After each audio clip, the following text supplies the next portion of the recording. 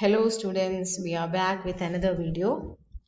So in the last videos we were discussing about, hope you remember it, we were discussing about consumer equilibrium. In that we discussed about law of diminishing marginal utility and equi-marginal utility. So two laws we have covered, and now we are going to discuss about the consumer surplus. I told you that the consumer equilibrium is based on three laws: law of diminishing marginal utility, law of equi-marginal utility, and consumer surplus. So we'll see what is consumer surplus. This concept was originally developed by French engineer cum economist A.J. Dupont in 1844. And Marshall refined in his book Principles of Economics, he refined the concept and gave a definite shape to it. Consumer surplus arises in case of highly useful commodities which are relatively cheap. ഇപ്പോൾ consumer surplus എന്ന് പറയുന്നത് എന്താണെന്ന് വെച്ചാൽ ചില പ്രോഡക്ട്സിന് വില കുറവായിരിക്കും, പക്ഷെ അതേ സമയത്ത് അതിൻ്റെ മൂല്യം വളരെ കൂടുതലായിരിക്കും. ആ ഒരു പ്രോഡക്റ്റിന് കുറച്ച് വില കൂട്ടിയാലും നമ്മൾ വാങ്ങിക്കാൻ വില്ലിങ് ആവും എന്നുള്ള സിറ്റുവേഷൻ ഉണ്ടാവാം. അപ്പോൾ അതിൻ്റെ അർത്ഥം എന്താണ്? ആ പ്രോഡക്റ്റിൻ്റെ മൂല്യത്തിന് അത്ര തന്നെ വില അതിന് ഈടാക്കുന്നില്ല എന്നാണ്.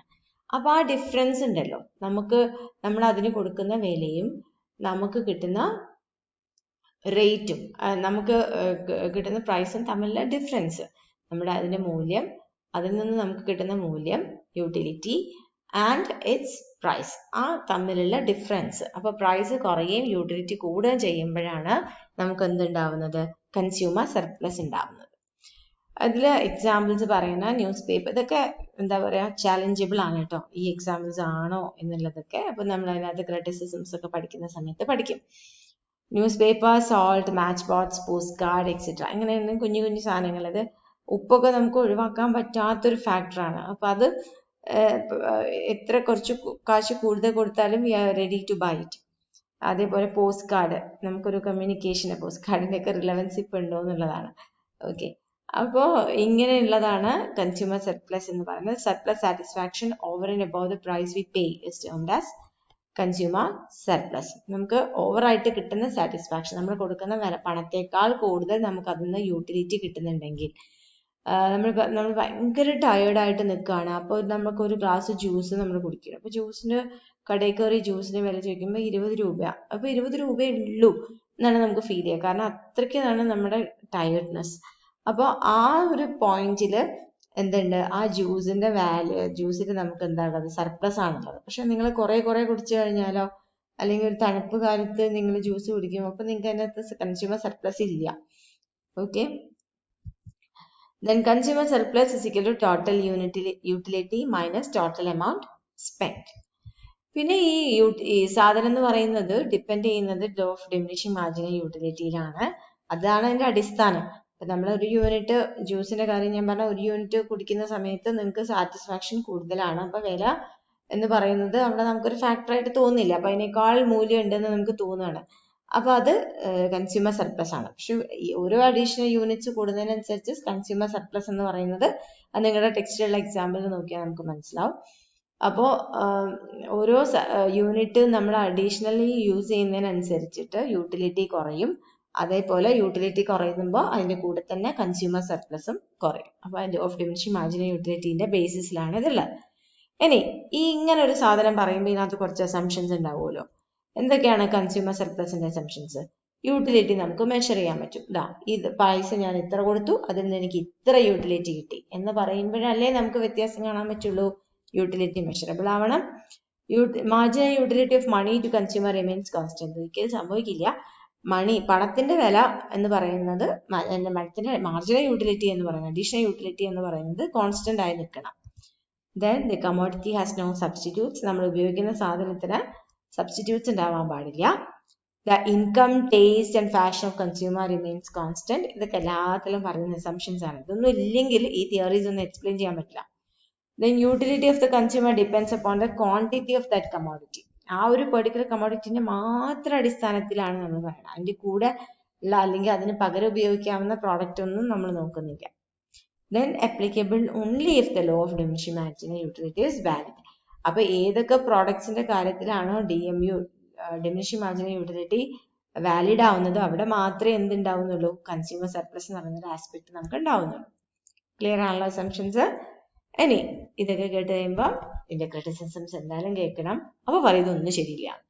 ബേസ്ഡ് ഓൺ അൺറിയലിസ്റ്റിക് അസംഷൻ ആണ്. ഈ പണത്തിന്റെ മൂല്യം യൂട്ടിലിറ്റി കൂടില്ല, കോൺസ്റ്റന്റ് ആവും എന്നൊക്കെ പറയുന്നതെന്ന് പറഞ്ഞാൽ ഇറ്റ്സ് അൺറിയലിസ്റ്റിക്, ഇമാജിനറി ആണ്. നമുക്ക് യൂട്ടിലിറ്റിനെ മെഷർ ചെയ്യാൻ പറ്റുമെന്നും ഒക്കെ പറയുന്നത് അത് ഇമാജിനറി ആണ്. Then it cannot be measured, not applicable to necessities of life. ഈ നമുക്ക് എസെൻഷ്യൽസ് ഓഫ് ലൈഫ് എന്ന് പറയുന്ന സാധനത്തിൻ്റെ അകത്തൊന്നും നമുക്ക് ഈ ഒരു തിയറി കൺസ്യൂമർ സർപ്ലസ് ഉണ്ടാവുന്നില്ല. കാരണം അത് നമുക്ക് ഇനിയും കിട്ടിയാൽ ആ വിലയ്ക്ക് നമുക്ക് അത്രയും കിട്ടിയാൽ, കാരണം ഈ പണത്തിന് ഓൾട്ടർനേറ്റീവ് യൂസസ് ഉണ്ടല്ലോ, അപ്പൊ അതുകൊണ്ട് തന്നെ നമുക്ക് അങ്ങനെ ഒരു സിറ്റുവേഷൻ ഉണ്ടാവില്ല, സാധ്യത കുറവാണ് എസെൻഷ്യൽസിന്റെ കാര്യത്തിൽ. Then difficult to compare the consumer surplus of two persons. രണ്ടാൾക്കാരുടെ കൺസ്യൂമർ സർപ്ലസ് നമുക്ക് അങ്ങനെ കമ്പയർ ചെയ്യാനൊന്നും പറ്റില്ല. അതാണ് യൂട്ടിലിറ്റി മെഷർ ചെയ്യാൻ പറ്റില്ല എന്ന് പറയുന്നത്, ഇമാജിനറി ആണെന്നൊക്കെ പറയുന്നതിന്റെ അടിസ്ഥാനം അതാണ്.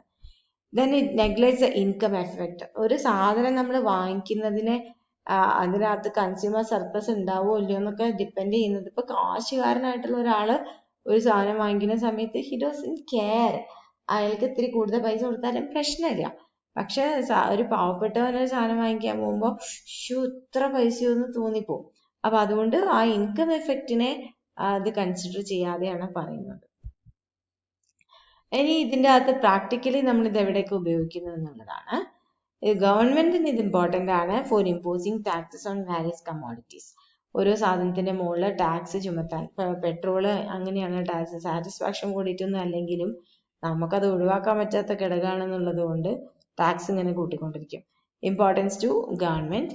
Then importance to monopolist. മോണോപോളിസ്റ്റിന്റെ പണി തന്നെയാണല്ലോ ഡിഫറെന്റ് പ്രൈസസ് ഡിഫറെന്റ് ആൾക്കാരോട് ചാർജ് ചെയ്യുക. അപ്പൊ അതിനൊക്കെ ഈ ഒരു കോൺസെപ്റ്റ് അവരെ ഹെൽപ്പ് ചെയ്യും. Then comparing standard of living. ആൾക്കാരുടെ സ്റ്റാൻഡേർഡ് ഓഫ് ലിവിങ് കമ്പയർ ചെയ്യാനും ഈ ഒരു കോൺസെപ്റ്റ് ആണ് നമ്മൾ ഉപയോഗിക്കുക.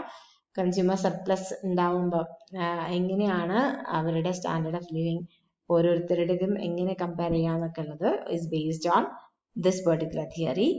Then it's also helpful in international trade. അതെങ്ങനെയാന്ന് വെച്ച് കഴിഞ്ഞാൽ നമ്മൾ ഫോറിൻ ഗുഡ്സും ഡൊമസ്റ്റിക് ഗുഡ്സും ഉണ്ട്. ഫോറിൻ ഗുഡ്സ് ചീപ്പ് ആണെങ്കിൽ ആൾക്കാർ എപ്പോഴും എന്തായിരിക്കും ഫോറിൻ ഗുഡ്സ് ആണ് പ്രിഫർ ചെയ്യുക. കാരണം അവർക്ക് അവിടെ കൺസ്യൂമർ സർപ്ലസ് കൂടുതൽ ഉണ്ടാവും. ഞാൻ ഉപയോഗിക്കുന്നത് ലണ്ടനിൽ ഉണ്ടാക്കിയതാണ്, അമേരിക്കയിൽ ഉണ്ടാക്കിയതാന്ന് പറയുമ്പോൾ ഉണ്ടാവുന്ന ഒരു ആത്മസംതൃപ്തി ഫോറിൻ ആണ് എന്ന് പറയുമ്പോൾ. Then importance in measuring the value. ഒരു പ്രോഡക്റ്റിന്റെ വാല്യൂ മെഷർ ചെയ്യാനായിട്ട് ഈ ഒരു കൺസ്യൂമർ സർപ്ലസ് നമ്മളെ സഹായിക്കും. If there is consumer surplus that means the product is having more value എന്നുള്ള രീതിയിൽ. ദെൻ ഇത്രയാണ് അതിന്റെ പ്രാക്ടിക്കൽ ഇമ്പോർട്ടൻസ്. ഇത്രയാണ് നമുക്ക് ആ കോൺസെപ്റ്റ് ഓഫ് കൺസ്യൂമർ സർപ്ലസിൽ പഠിക്കാനുള്ളത്. ഇപ്പൊ കൺസ്യൂമർ സർപ്ലസ് എന്ന് പറയുന്നത് എന്താണ്? നമുക്ക് the surplus, the satisfaction you derive over the price that you pay for a commodity. ഒരു പ്രൈസ് കമ്മോഡിറ്റിക്ക് കൊടുക്കുന്ന വിലയിൽ കൂടുതലായിട്ട് നമുക്ക് എത്രത്തോളം സാറ്റിസ്ഫാക്ഷൻ അതിനകത്ത് കിട്ടുന്നുണ്ടോ അതിനെയാണ് കൺസ്യൂമർ സർപ്ലസ് എന്ന് പറയാം. കണക്ക് കാൽക്കുലേറ്റ് ചെയ്യാനാണെങ്കിൽ ടോട്ടൽ യൂട്ടിലിറ്റിയിൽ നിന്നും ടോട്ടൽ മണി സ്പെൻഡ് മൈനസ് ചെയ്തിട്ട് കിട്ടുന്നതാണ് കൺസ്യൂമർ സർപ്ലസ്. പിന്നെ അത് കുറച്ച് അസംഷൻസിന്റെ ബേസിസിലാണ്, and these assumptions are being criticised also. Still it is being used, is having practical importance in various areas, and it's applicable only if the DMU, that is the diminishing marginal utility theory, is valid. Hope it is clear. Thank you.